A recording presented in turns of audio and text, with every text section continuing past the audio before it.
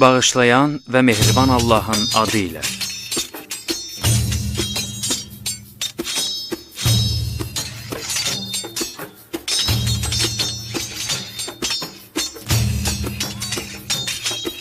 Sima Film təqdim edir.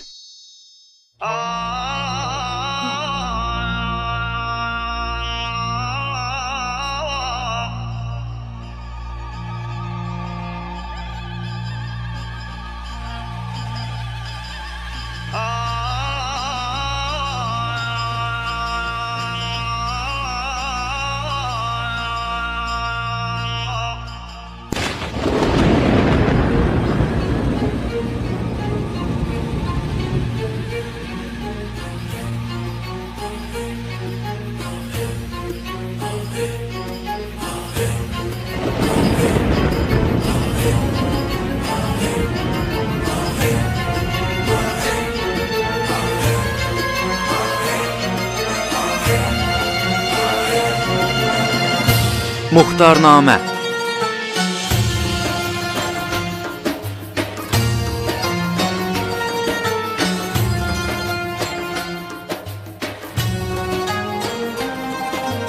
Filmdə çəkiliblər: Fəriburs Ərəbniya, Mehdi Fəximzadə, Fərhad Aslani, Fəriba Kovsəri, Nəsrin Muqamlov, Mahçöhrə Xəlili, Cəfər Dehqan, Rıza Rüygəri, İnayətullah Şəfiyi, Muhammed Sadiqi, Əmin Zindiqani, Şəhram Həqiqət Dust, Muhammed Fili,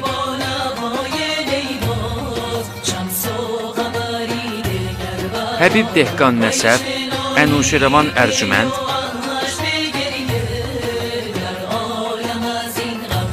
Kazım Həcir Azad, Mahmud Cəfəri və başqaları.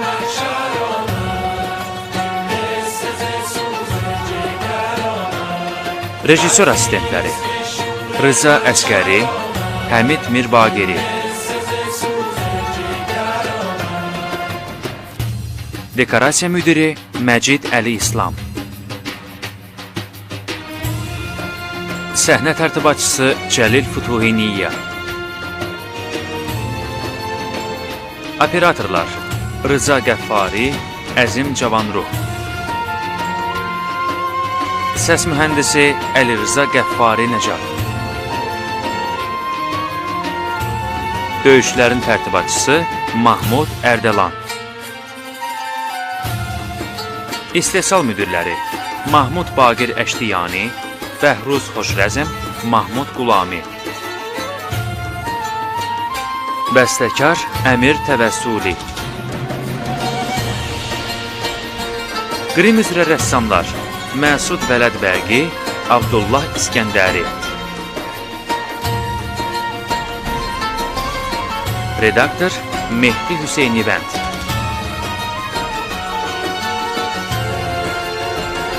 Prodüser Mahmud Fəllah. Senari müəllifi və quruluşçu rejissor Davud Mirbaqiri. Muxtar, Əmir Əl-Möminin Muaviyyə ibn Əbi Süfyan Məhəmmədin mirası üstündə gedən müharibəni udub. Sən və qoca əmin ona mani ola bilməyəcəksiniz. Sən siyasət əhlisən, Muxtar. Niyə də Əli oğlunu Ərəb İraqına hökmranlığa dəyişməyəsən? Münafiqə ölüm olsun! Münafiqə ölüm! Münafiqə ölüm! Münafiqə ölüm! Münafiqə ölüm! Münafiqə ölüm! Münafiqə ölüm! Münafiqə ölüm! Münafiqə ölüm! Onları hələ də zindan aparmamsınız? Dedim biraz cəmaat tamaşa eləsin. O nə deməkdir? Fikirləşdim ki, azadlıqda olan qiyamçılar üçün ibrət dərsi olsun. İnsanların qüruru ilə oynuyorsunuz.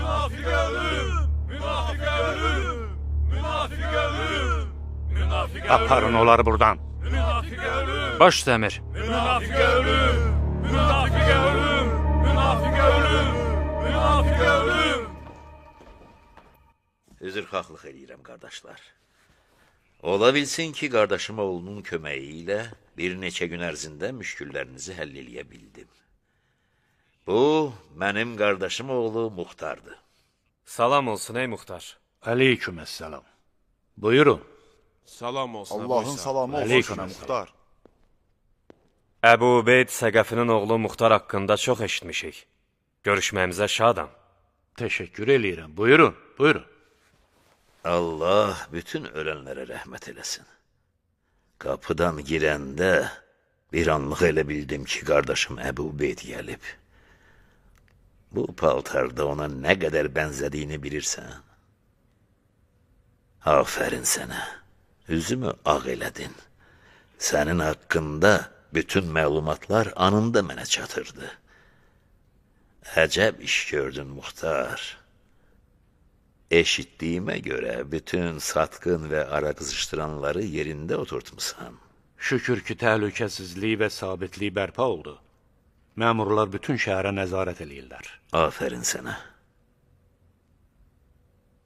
Biz bu hadisədən öncə ambarda olan bütün azuqəmizi imamın istəyi ilə ona göndərmişdik.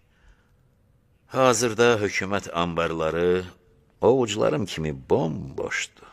Bununla belə Mədainin varlı insanlarının köməyindən də naümid deyiləm. Siz sabata yola düşün. Mən də öz növbəmdə çalışaram ki, sabah ilk karvanla sizin üçün azuqə yola salam. Allah sizin məqam və izzətinizi ucaltsın. Əgər imamın ətrafında sizin kimi 10 nəfər olsaydı, bu müsibətə düçar olmazdı. Qardaşım, bəs ilahi təqdir necə olsun? Bəlkə də bu müsibətdə bizim bilmədiyimiz bir rəhmət gizlənmişdi. İmam Müştəbanın bugünkü durumu, babası Peyğəmbərin Ühüd döyüşündə qarşılaşdığı duruma bənzəyir. Məğlubiyyətin faydalarından biri də müsəlmanların oyanışı idi. Bəli, əlbəttə, icazənizlə getmək istəyirik. Allah amanında, özünüzdən müğayət olun. Cənab Muxtar, siz İraqın məşhur və adlı sanlı döyüşçülərindən hesab olunursunuz. Cəsur igidlərin nəslindən, Peyğəmbər övladının yanında yeriniz görünürdü. O həzrətin yanında məğrur və alnaçıq qılınc çalardıq. Allah necə istəyirsə elə də olacaq. Allah amanında. Xudahafiz. Allah amanında. Eşitdin, qardaş oğlu. Sən cəsur igidlərin nəslindənsən. Görürsən, insanlar sənin və sənin igid atan haqqında nə düşünürlər? Bu nüfuzu qorumaq isə çox çətin bir işdir. Tövsiyə eləyirəm ki, imamın sabahda olan düşərgəsinə də baş çəkəsən. İraq ordusu döyüş ruhunu itirib. İnanıram ki, səni görməklə yenidən özünə gələcəklər. Siz ki, siyasət adamısınız, əmican. Siz məndən Mədainin idarə edilməsi və imamın canının qorunması işlərinə yardım istəmişdiniz. Mən də bunu səmimi qəlbdən qəbul elədim. Mən sizin rəhbərliyiniz altında imam Mədayində qaldığı müddətdə əlimdən gələn köməyi əsirgəməyəcəyəm. Amma sonu məğlubiyyət və rüsvayçılıq olan döyüşə də qatılmayacağam.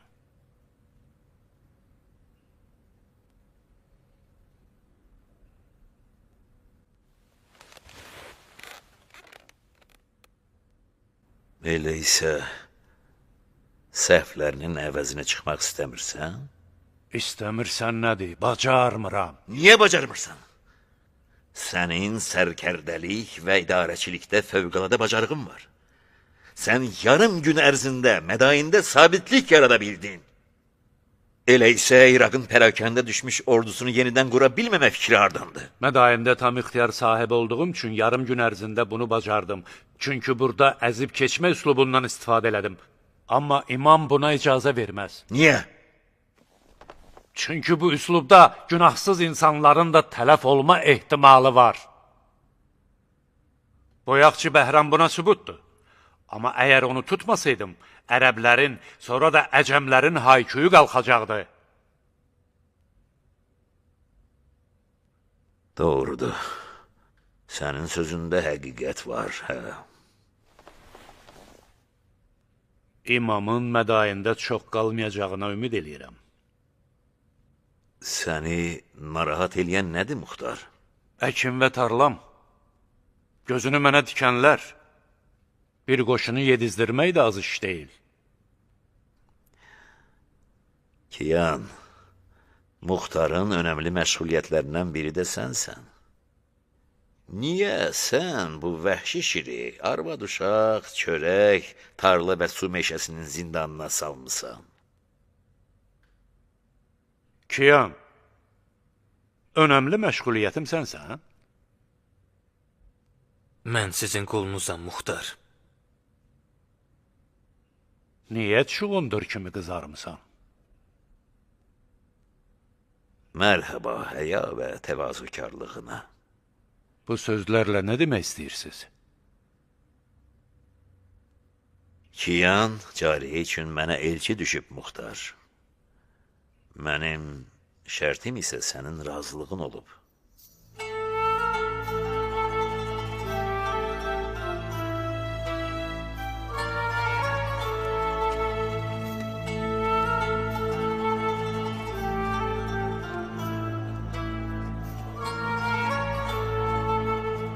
Nə fikirləşirsən Əbu İshak?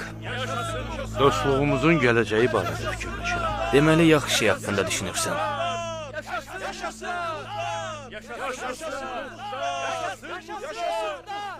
Düzü fikirləşirdim ki, olmayan mənim dostum bacıma görə mənim ətrafımda fırlanırmış. Qəribə hisslər keçirirəm ki, ya. Cariyə mənim bacım sayılır və mənim evimdə böyüyüb. Düzdür, mənim onun boynunda atalıq haqqım var. Amma onun bütün ixtiyarı məndə deyil. Sənin bizimlə qohum olmağına şübhə ilə yanaşıram. Amma bütün bunlara baxmayaraq mənim sözüm yoxdur. Bu gecə bizə gəl və bəxtini sına. Mənim razılığım məsələnin yarısıdır.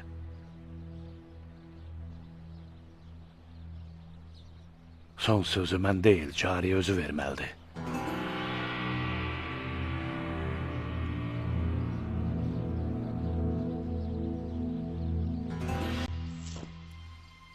Ərəb hara, əcəm ərə getmək hara.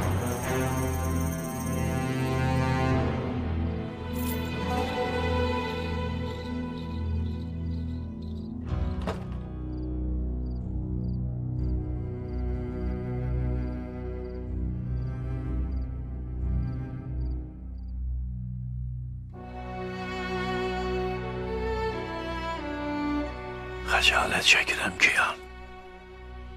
Dostluğumuzdan şübhələnməyəcəyinə ümidvaram. Xəcalətli düşmənin olsun Əbu İshak. Sənin məndən dostluğun şirinliyini heç nəyin apara bilmədiyi bala bənziyir. Sizlə qohum olmaq mənim üçün çox xoş olsa da, heyif ki, bu mümkün olmadı. Bu qızın ədəbsizliyi cavabsız qalmaz. Mənim ona verdiyim çörək və geyindirdiyim libas qədər də onu tənbih eləməyə haqqım var. Halaldır. Halaldır sənə Ümmü Sabit, qoynunda əcəb əqrəb böyütmüsən. Mənim hörmətim heç. Bəs qonaqpərvərlik harda qaldı? Güzələri niyə mənim başımda sındırırsan, Muxtar? Cənab Kiyan, Muxtar sizin istəyinizi mənə bildirməmişdi. Adətləri pozmamaq üçün ona başqa sual vermədim. Məqsədinizi bilsəydim, cariyəni heç olmasa bu hörmətsizlikdən çəkindirərdim. Mən də üzr istəyirəm. Mən bu cümləni ərəblərdən çox eşitmişəm, xanım. Narahat olmayın. Çobud, ədəbsiz, bədəvi. Yox, Əbu İshak, yox. Canımı ant verirəm eləmə. O gəncdir, qürurludur. And olsun Allaha, Mən elə onun qüruruna vurulmuşam. Xahiş eləyirəm, səbirli ol. Sən qarışma Kiyan. Bu qız mənim vüqar və şərəfimi ayaqlar altına atdı. Yalvarıram xanım, heç olmasa siz bir şey eləyin. Cariyə mənə qızım kimidir. Mən ona analıq eləmişəm. Onun üçün yetərincə döyülmək, başqa qövmdən olan bir kişi ilə bir yastığa baş qoymaqdan yaxşıdır. Hörmətsizlik eləmək istəmirəm. Siz özünüz bunları düşünməliydiniz.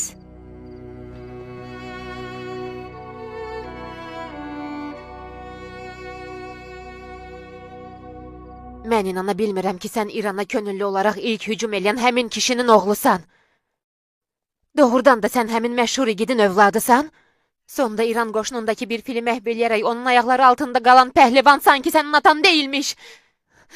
Əgər sən həqiqətən onun oğlu olsaydın, indi İranlılar özlərində belə cəsarət tapmazdılar. Başından böyük sözlər danışırsan lan kör qız. Mən öz qəbiləmin böyüklüyü haqqında danışıram, Muxtar. Mən bir ərəb qızıyam. Mən böyük pəhləvan Əbu Übeyd Səqəfinin qızıyam. Deməli belə çıxır ki, sən hələ də məni qardaşın böyütdüyü kiçik bir yetim qız gözündə görürsən, Muxtar. Sən canımın ixtiyarına sahib olmaq üçün məni himayəyə almışdın. Əgər sən mənə ürək yanan qardaş olsaydın, mənə qarşı heç vaxt bu cür davranmazdın. Sən adı sanı olmayan bir İranlının ərəb adət-ənənələrini ayaqlar altına atmasına necə razı ola bildin? Bizim üstünlüyümüz qəbilə və tayfa ilə ölçülməz, biz müsəlmanıq. Bu İranlı haqqında nə bilirsən ki, dəvə kini ilə onun üstünə hücuma keçibsən? Sadə bir yox sözü ilə ona cavab verə bilərdin. O məni təhqir elədiyi üçün mən də ona təhqirlə cavab verdim. Hələ də damarlarından cahil ərəblərin qan axır. Yaxşı qulaq as Cariyə. İndiyə qədər düşünürdüm ki, halal tikə sənin vəhşi təbiyyətini dəyişə bilər.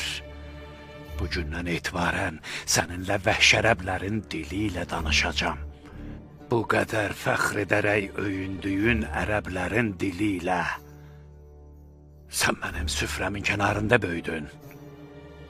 Deməli, mənim kənizimsən. İndiyə qədər də belə olub. Bilirəm, sən həmişə mənə kəniz gözü ilə baxmısan. Elə bil qardaşım yox, sahibimsən. İstədiyin vaxt, istədiyin qiymətə də məni İranlı dostuna sata bilərsən. Kiyan zövcə istəyir, əqrəb yox. Mən səni heç vaxt satmayacağam. Tüklərin, dişlərin kimi rəngi ağarana qədər ərsiz qalacaqsan, ərsiz.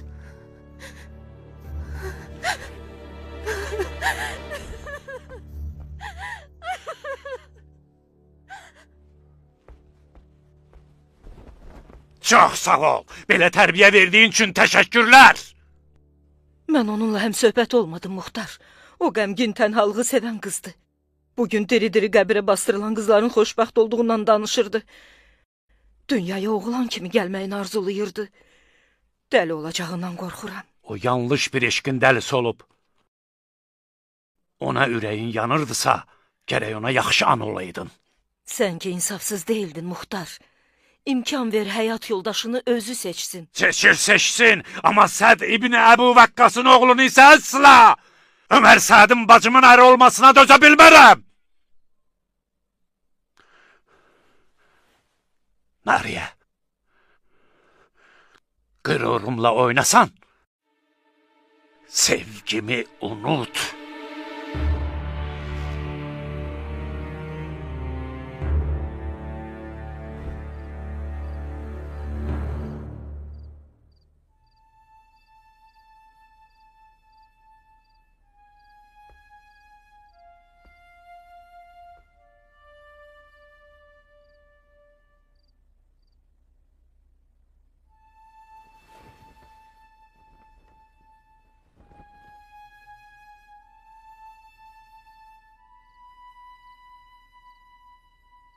Eşitdin də?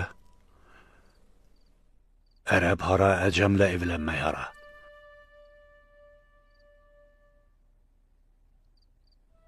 Əgər mənim dilimdən yox kəlməsini eşitsəydin, bəlkə də 100 yerə yozmuş olardın. İstədim ki, yox sözünü bu tərs və inatkar qızın özündən eşidəsən. Döyüş meydanında nərəsindən bir dəstənin qaçıb gizləndiyi həmin Muxtardan evində bir siçan qədər də qorxmurlar.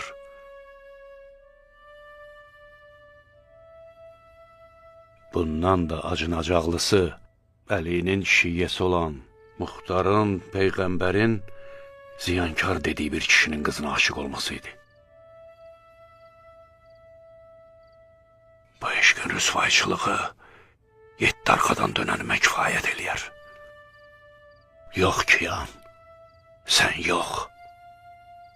Sən Əlinin vəfalı şiyyəsisən.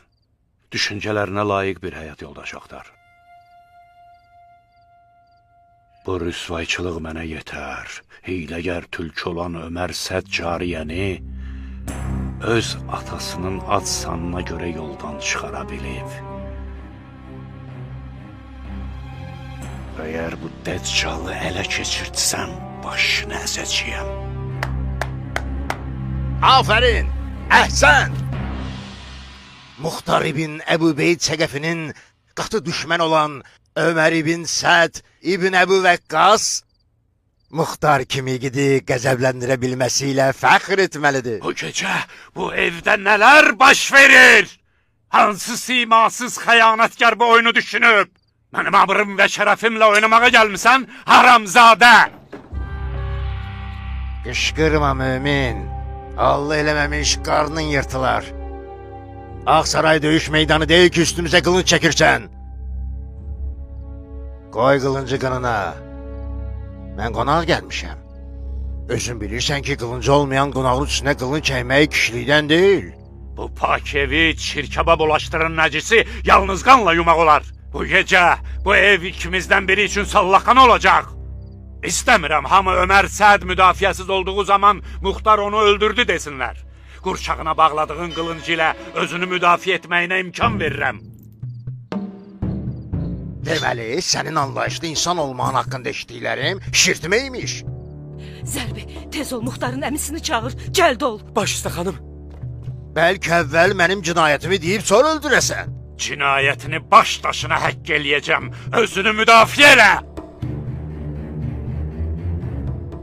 Muxtar, mən cariyə elçi gəlmişəm, döyüşməyə yox. Cariyə elçi düşmək üçün mənim meydimin üstündən keçmək yerəydi. Səni öldürüb, cariyənin göz yaşlarını görmək istəmirəm. Nariyə ölüm ayaqlarının altında. Sən Muxtarı sakitləşdirə bilərsən. Qorxuram cariyə, o bu gecə çox böyük yara alıb.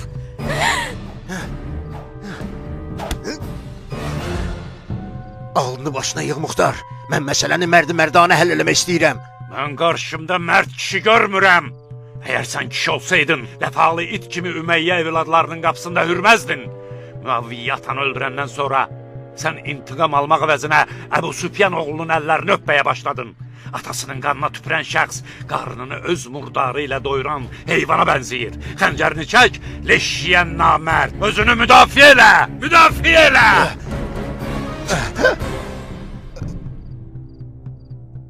Unutma ki, özün istədin. Mən bu gecə xeyir niyyəti ilə bura gəlmişdim. Təəssüf ki, qarşıma şər çıxdı. Zərbən pis deyil, Muxtar. Amma mən də döyüşlər oğluyam. Bu gecə ya eşq qalasının Quduz və Divanə zindanbanına qələbə çalacam və yaxud məşuqa qovuşmaq yolunda canımı tapşıracam.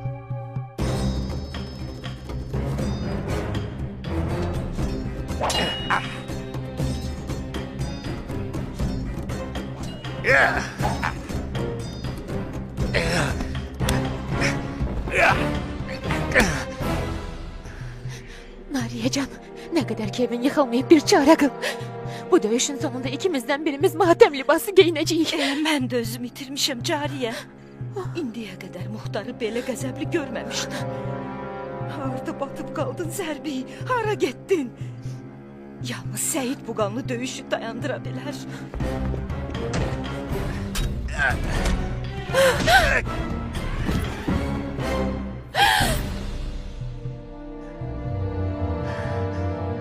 Bu gecə mən İran Fatihinin oğlu olduğunu sübut edəcəm.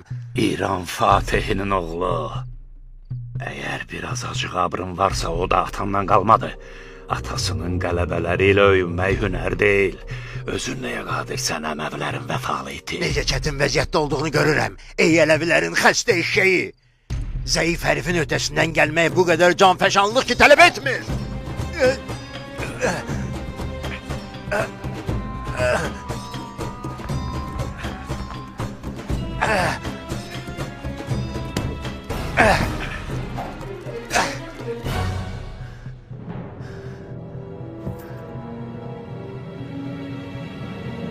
Muxtar!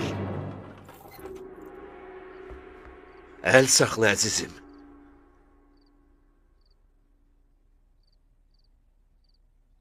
Sən hara, Ağsaray hara, Sədin oğlu? Xeyr, iş üçün gəlmişdim. Zəncirdən buraxılmış quduz it mənim üstümə hücum çəkdi. Hansı xeyir işdən ötürü maymaq? Bura gəlmişdim. Cariyəni istəyəm.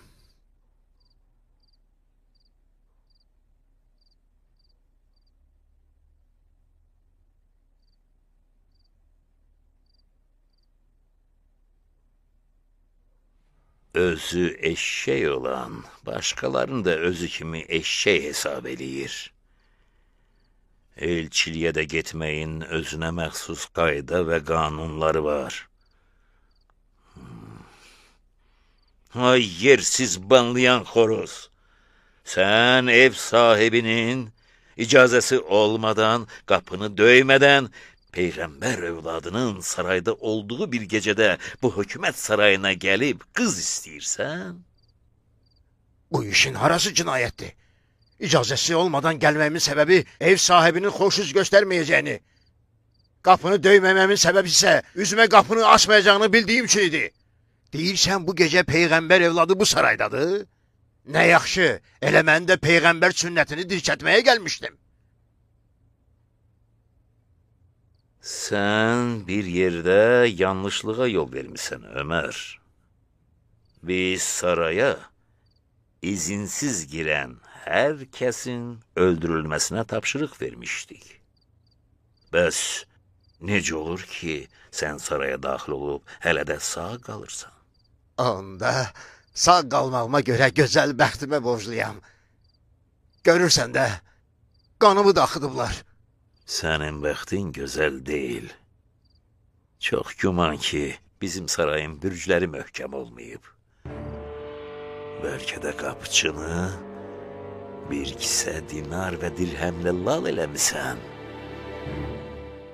Tezliklə bu şübhəli elçiliyin pərdə arxası niyyətləri ortaya çıxar. Tutun onu!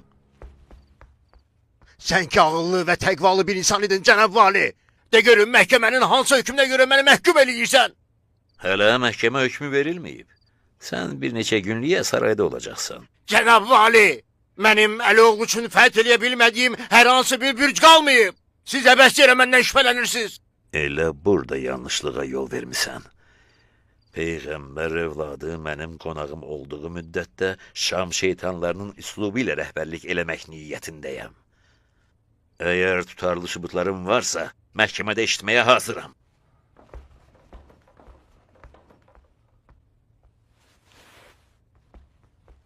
Bu məsələni mənə tapşırın, əmican. Onu danışdırmağa söz verirəm. Bir şərtlə, Muxtar. Onu öldürməyəcəyinə söz ver.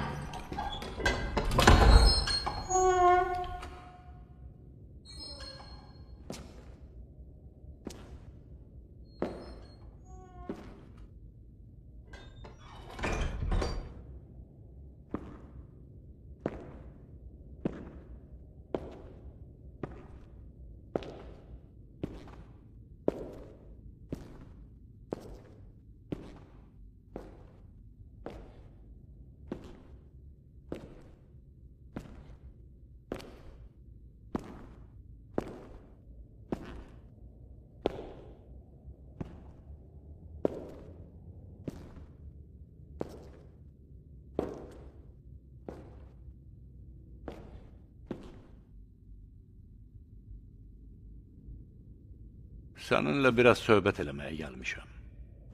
Evində məni mehriban qarşılayanda yetərincə söhbət elədik. Qəbul eləyirəm. Birazca özümdən çıxmışdım.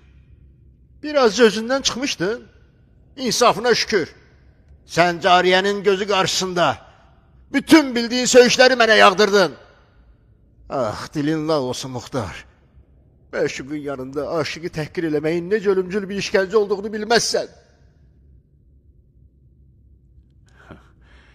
Əgər ağlaya bilirsənsə, deməli az da olsa qeyrət hissin qalıb. Deməli, əsl kişilər tək söhbət eləyə bilərik.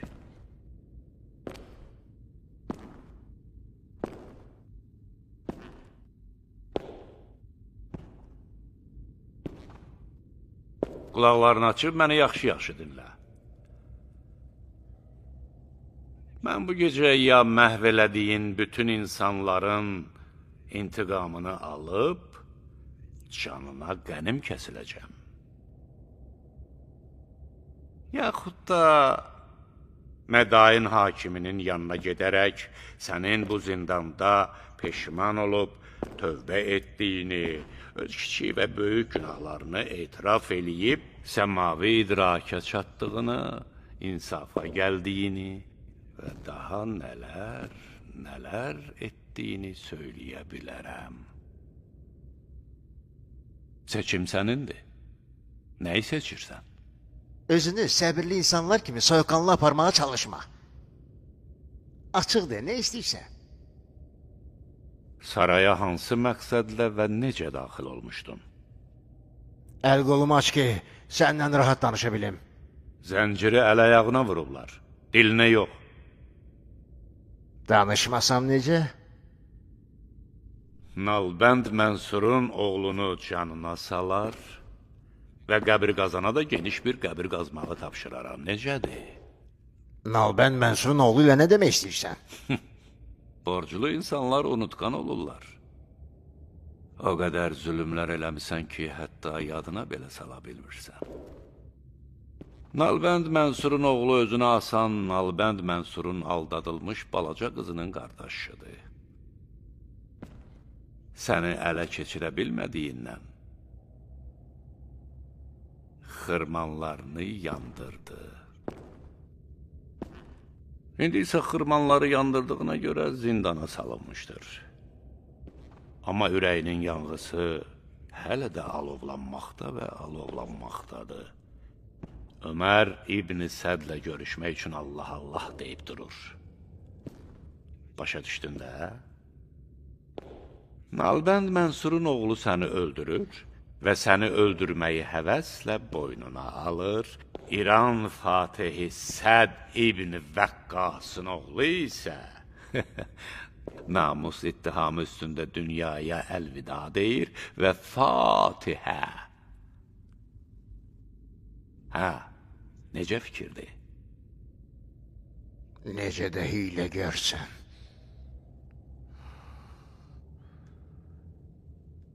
Çox yaxşı. Sən qələbə çaldın. Muaviyə səndən və mindən qorxmaqda haqlıymış. Sizin Əli oğlunu himayə etməyiniz onun işini çətinləşdirib. Şübhəsiz ki, səni öz işini asanlaşdırmağa göndərib. Bu ağılsız bir töhmətdir. Mənim bir sıra xəyallarım olsa da, amma Muaviyə tərəfindən göndərilməmişəm. Yox. Deyəsən, sən öz xoşunla ram olan deyilsən. Sənin etirafın köhnə siyasətçi olan əmim üçün faydalı ola bilər. Amma mənim üçün vaxt itirməkdən başqa bir şey deyil.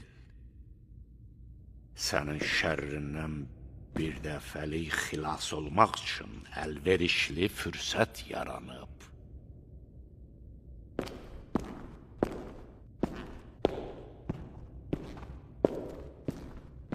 Məni Muaviyə göndərmişdi. Əli oğlunu öldürmək üçün saraya gəldim.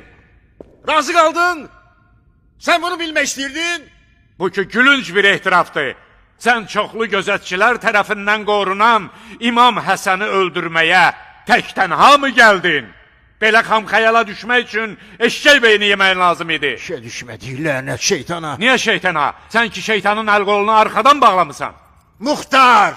Mən Muaviyə tərəfindən bura göndərilməmişəm. Əgər inanmırsansa get Nalbəd Mansurun oğlunu yanıma göndər. Əlindən nə gəlirsə eləsin. Mən saraya gəlmişdim ki, Ağ Sarayın qəlbini, yəni səni, Ərəb-İraqına padşahlıq sevdasını başında gəzdirən sən Muxtarı, Əloğlunun yırtılmış eteğindən əl götürüb fürsəti fəftə verməməyə razı sala bilim. Muaviyə Əloğlunun qarşılığında öz qızı ilə evlilik vəd verib Muxtar.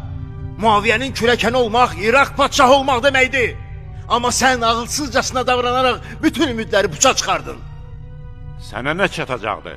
Çox şey. Ən azından cariyə. Hələ də gec deyil Muxtar. Sən və Əmin İbn Məsudun müqavimət göstərməsi faydasızdır. Muaviyə Mədainə hücum eləmək istəyir, kimsə də qarşısına çıxa bilməyəcək. İraqlılar meydandan qaçıblar. Axı sən hələ uşaq yaşlarından İraqa padşahlıq eləmək xəyalları ilə yaşayırsan. Nə vaxta qədər torpaq, kötan, əkin biçinlə məşğul olacaqsan? Artıq 40 yaşın var Muxtar. Əgər bugün hərəkət eləməsən, sabah gec olar. Gəl nə qədər kimsə qabağa düşməyib, Həsənin Muaviyə təhvil verək. Biz ki onu öldürmək istəmirik. Muaviyə də onu öldürməz. Mən əminəm ki, Muaviyə avam insanları aldatmaq naminə olsa da belə əlini heç vaxt Peyğəmbər övladının qanına bulaşdırmayacaq. Mən Muaviyədən Həsən ibn Əli üçün amanda ola bilərəm, inan mənə. Yumaqsını. Elə buna görə də uşaq yaşlarından sənə nifrət eləyirəm. Sən həmişə mənə axmaq, özünü isə ağıllı hesab eləyirdin. Sayıqladığın tamah dolu arzulara nifrət eləyirəm. Cəsarət eləyib əllərimi atsaydın, sənə kim olduğumu göstərərdim Muxtar. Necə də uğursuz gündür. Hər yerdən bayquş səsləri gəlir. Qorxuram Nariyə. Qorxuram ki, Ömər işgəncələrə dözməyərək hər şeyi açıb danışsın. Ağlında nə fitnə qurmusan ölmüş. Ömər nəyi açıb deyə bilər?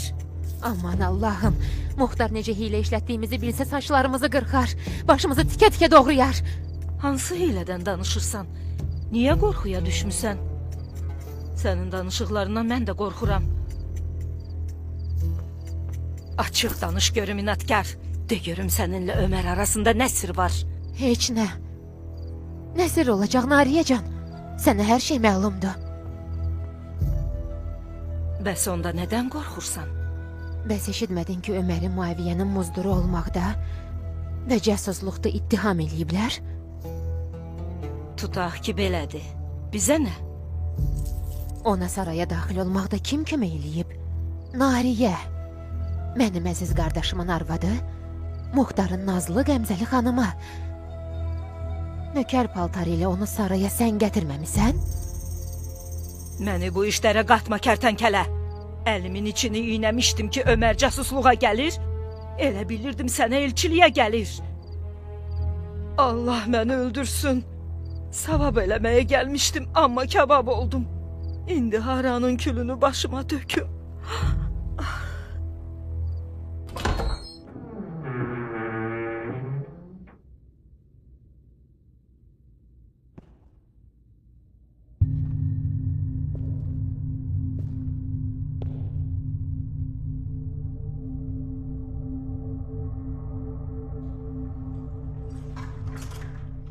Vay, doğrudan da Nalbənd Mənsurun oğlu Harundur ki.